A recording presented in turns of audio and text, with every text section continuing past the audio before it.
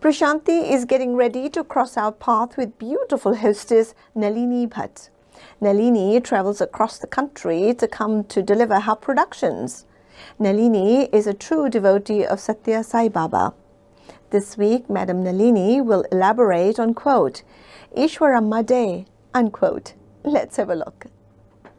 Love is my form, truth is my breath, this is my food. Love is my form, truth is my breath, this is my food. Love is my form, truth is my breath, this is my food. Love is my form, truth is my breath, this is my food. We at Prashanti offer our humblest pranams at the most sacred lotus feet of Bhagwan Shri Satya Sai Baba. Welcome brothers and sisters, this is Nalini.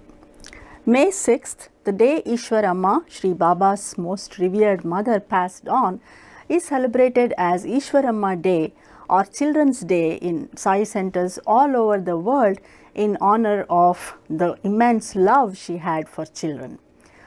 What qualifies for the extraordinary honor of being the mother of the avatar? If we look at Ishwaramma's life, the way she conducted herself as Baba's mother, the way she quietly supported her divine son in his mission, it's not difficult to understand why she qualified. Baba has said in a discourse, Bhagavan has decided, willed, so-and-so should be the father, so-and should be the mother. Uneducated Mother Ishwaramma has given birth to the Lord God. Where is Bhagavan when there is no Ishwaramma? It was on that day she is given this name, Ishwara Amma, the mother of God. Ishwaramma means she is born as the very mother of God himself. Ishwaramma, an unlettered woman, was the driving force behind all the three major projects that Shri Baba undertook in his earthly sojourn, namely the free hospitals, free educational institutions, and the free water supply projects. She was uneducated, she was actually illiterate, but what wonderful things she used to tell. I mean, there are many people, but little children go walking to the school in Bukkapatnam from our village. Swami, could you please build a school? Foundation was laid, and in 1 week it was complete, and all the children were admitted to the school. I'm somewhat satisfied, but there's something more, Swami. What is it? When little children have little ailments like cold and fever and all that, the mothers should walk to Bukkapatnam and take them. And in the meanwhile, anything can happen, Swami. Could you please build a hospital for these little ones? So I built a small hospital. She was a person who used to tell things which were for the good of whole mankind. Swami, it is not enough if it's in our own village. All the villages should have these facilities. She had a heart which was large and expansive because mothers like her were there from time immemorial. So India gained such tremendous reputation. Even though Baba had referred to her as Maya or delusion, the very mention of her name brought tears to Baba's eyes. He extolled her virtues of love, patience, forbearance, and so on in many discourses. Ishwaramma could not bear to see Baba suffer during Shivratri festivals when Baba would bring out lingams. I quote Shri Baba, "Once on a Shivratri day, the lingas were ready to emerge from my mouth. I was in severe pain. Ishwaramma came up to me and said, 'Swami, why do you suffer like this? Come inside, come inside.' I said, 'No.' She cried and tried to persuade me, but I did not budge an inch. Unable to see my suffering, she went inside. As soon as she left, Hiranyagarbha linga emerged. Next day, she pleaded with me to show the linga to her. I told her that she would see some other time. She said, 'I do not want to put you to inconvenience,' and went away. Whenever she asked me for something, she would come back and inquire if she had given any trouble. She used to request even the devotees not to cause any inconvenience to Swami." One may think most mothers would do what Ishwaramma did, but most mothers are not mothers to the avatar. Ishwaramma's greatness lies in the fact that in the face of all of her anguishes, trials and tribulations, she never failed and faltered in carrying out the responsibilities that her position as the mother of the divine demanded. She lived Baba's teachings of love all, serve all to the T. In the ashram, she selflessly offered herself to women in distress, children and devotees. She was so compassionate at heart that many times she took recommendations, as Baba called them, to him on behalf of devotees. She would mildly chide Baba. What do you lose if you give this person an interview? Once she made the recommendation, Baba himself said, I cannot overrule it. In fact, after she passed on, the devotees, if the devotees wanted some wish fulfilled through Baba, it is said that they were advised to circumambulate Ishwaramma's Samadhi and Baba would surely grant their wishes. Baba held her in the highest esteem. He said time and again, you should make your mother happy. When mother is happy, Swami is happy. We at Prashanti bow down reverentially to Mother Ishwaramma and Shri Satya Sai Baba. Thank you for watching Prashanti. Jai Sai Ram.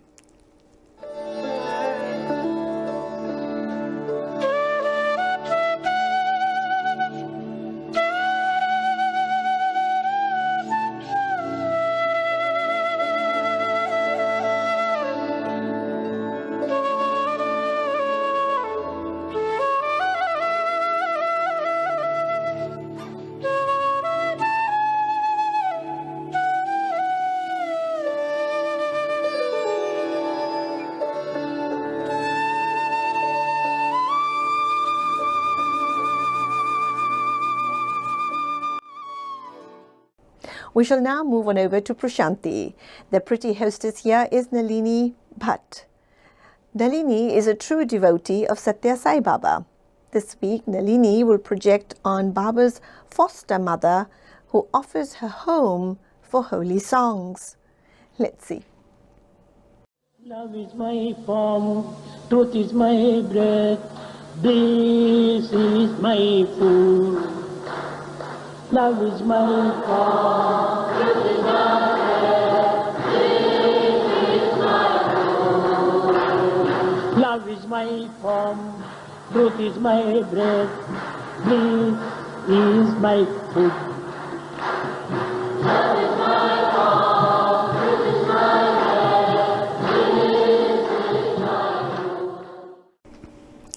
We at Prashanti offer our humblest pranams at the most sacred lotus feet of Bhagwan Shri Satya Sai Baba. Welcome brothers and sisters, this is Nalini. Baba had returned to Puttaparthi after his avatar declaration. First he stayed at his own home. After some time he apparently found the family atmosphere too strong there.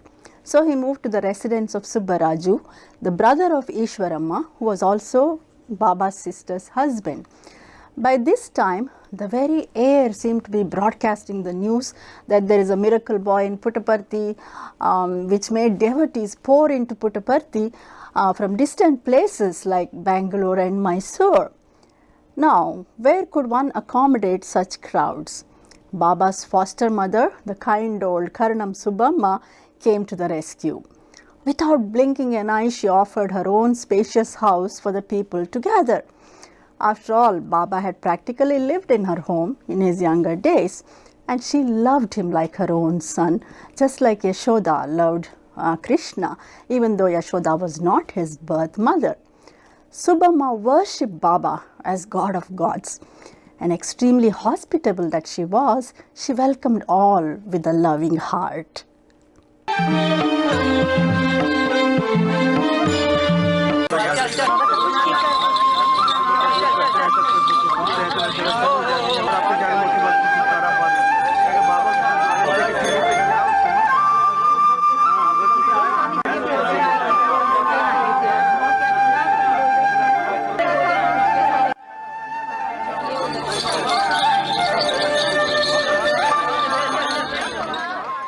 This is house of Karanam Subbamma, who was feeding Baba when he was child.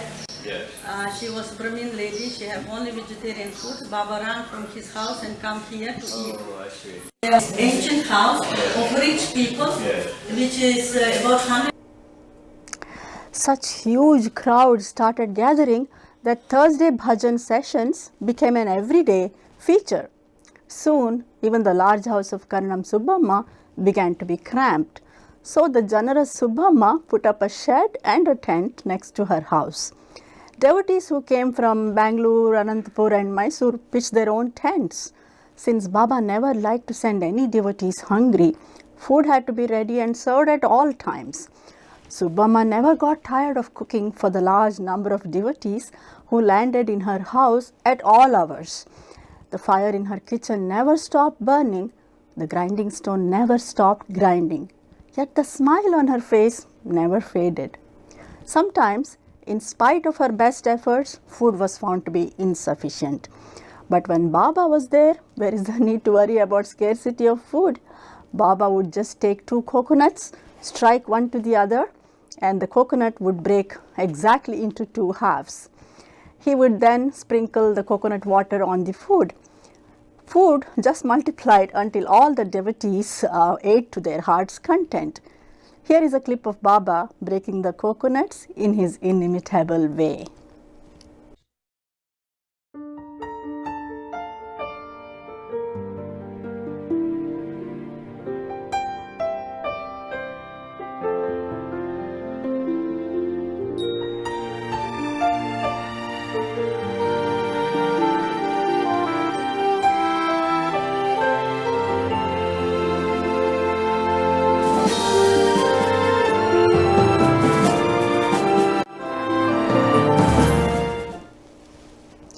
Sai Baba has spoken about the untiring devotion of Subbamma. This aged lady attended to the minutest comforts of the pilgrims and nurtured Baba himself in her house for some years until the building, later on which was called Old Mandir, was built in 1944. Bhagwan made Subbamma do many acts. Karanam Subbamma is a virtuous lady. She's highly lucky one. She has been serving. She served all devotees. She cooked for them. In fact, all her relatives turned against. She said, I don't want any. If Sai Baba won, that's enough for me. I'll follow his command scrupulously. She had that strong faith. Thank you for watching Prashanti. Jai Sai Ram. Well, the time has arrived. It's time to telecast Prashanti, which is a segment quite close to many hearts. It is particularly close to the devotees of Satya Sai Baba. The presenter here herself is a true devotee of Bhagwan Shri Satya Sai Baba. Her good name is Nalini Bhat, who travels far and wide to come to our studios for her presentation. Today, Mrs. Bhat will elaborate on, quote, Baba could not be confined to one place, unquote. Let's see further. My form, truth is my breath, this is my food, love is my form, truth is my breath, this is my food, love is my form, truth is my breath, this is my food.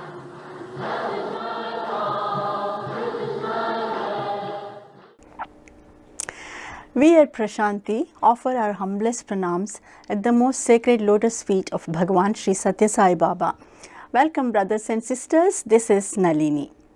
Baba was staying at home in Puttaparthi, but young Bala Sai could not be confined to one place. It was his regular habit to wander off into the hills of Puttaparthi without anyone noticing his disappearance. Baba would often disappear not only from home but even when he was amidst friends. Once he was going to Uravakonda with devotees in a bullock cart. All of a sudden he got off the cart and vanished into the hills. The entire area was combed, but there was not a trace of him. Much to the agonies of devotees, he did not come back for a long time. In the evening, as quietly as he had disappeared, he returned smiling as though nothing had happened. This kind of sudden disappearance caused anxiety for Subbamma and others who were always afraid that Baba might just go away to the Himalayas. They would search for him in the thick of Puttaparthi hills or on the sands of Chitravati day and night. When they found him, he would be sitting quietly on a rock overlooking the valley, in a cave, or on the sands of the river. The entire universe is home for Baba. For one who has enveloped the width and breadth of the cosmos, it did not matter if he was sitting at home with devotees, roaming the hills of Puttaparthi, or had disappeared into the caves. But the people who were ignorant about his true form talked about him doing penance in these places to acquire some mystical, miraculous powers. Little did they realize that he needed no penance. He was born with all the supernatural powers. Meanwhile, back in Uravakonda, both the teachers and students at the high school were devastated because their beloved Satya was no longer with them. As we know, Satya led the morning prayers while he was in Uravakonda High School. Now the teachers tried to replace the lead prayer singer, but remembering Satya, each one broke down after singing a couple of lines. The teachers followed suit and the prayer sessions ended in tears.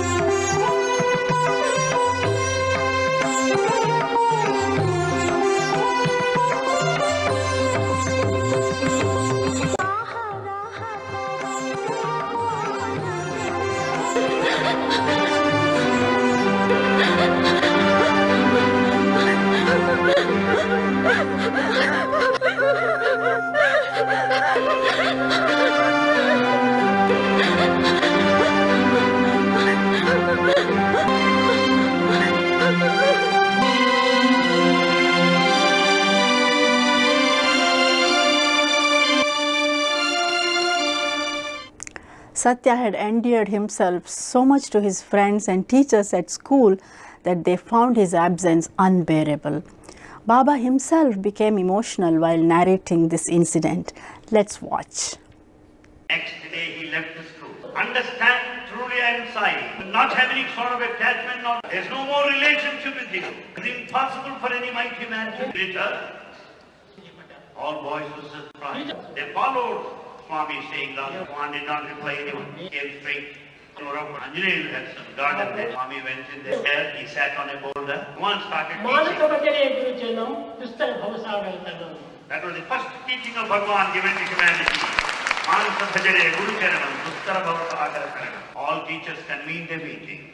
From this day, Razu is not going to attend out. Why should we still work in the school where he resigned? He said, I cannot continue. Razu is not here. The teachers started resigning. One Mohammedan boy was asked to pray in the place of Swami as he has got good walk. Boy got up the stage. At that moment, he could not see Swami. He started crying loud. See, all cried there in the school. That day, that practice was discontinued. However, the loss of Satya to Uravakonda was a gain to Puttaparthi. People thronged to have a darshan of Balasai at all times. True, there was no large building in which all could be accommodated, but wasn't there the bank of Chitravati river, ever eager to have Baba and his devotees on her lap? Baba went every evening to the riverbed with the devotees. Even the tiniest sand on the Chitravati bed was hallowed. In those good old days, when Bhagavan stayed there in Pathamandir, he used to go to Chitra. All boys used to surround him. There were no students. Only the boys of the village were there. Collect the sand at one place, make it a small heap. Whatever you want, you search for and you'll get it there. One wanted pen, another pen. Each one started desiring in his own way. They could get out of... Thank you for watching Prashanti. Jai Sai Ram.